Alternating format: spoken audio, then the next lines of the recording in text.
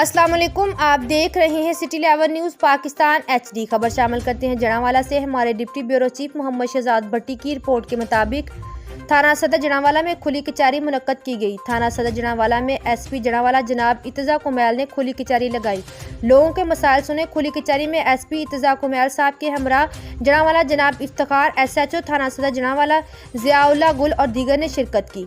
खुली कचहरी में लोगों के मसाइल सुनने के बाद SP इत्तजा कुमैल का कहना था कि थाने का अमला साइल को इंसाफ फराहम करने में कोताही करे या रिश्वत तलब करे तो साइल DSP साहब के यहाँ हाजिर हो जाए, और अगर DSP के यहाँ आपको इंसाफ ना मिले तो आप उनकी शिकायत मेरे यहाँ दफ्तर में जमा करवाएं। अवाम के मसाइल सुनना, उन मसाइल को हल करना हमारी अवलीन तरजीह में शामिल है। मोटरसाइकिल चोर के हवाले से इनका कहना था कि साइल रिपोर्ट लिखवाकर अगर खुद बरी जमा करार देता है तो पुलिस को तनफ़ुज़ का निशाना बनाना, जबकि साइल को चाहिए कि रिपोर्ट लिखवाने के बाद FIR दर्ज करवाए। जिन लोगों के मोटरसाइकिल चोरी में प्लेटफार्म गाड़ियां शामिल हैं वो अपनी गाड़ी का इंजन नंबर लिखवाए और ताकि बाकायदा कार्रवाई अमल में लाई जाए।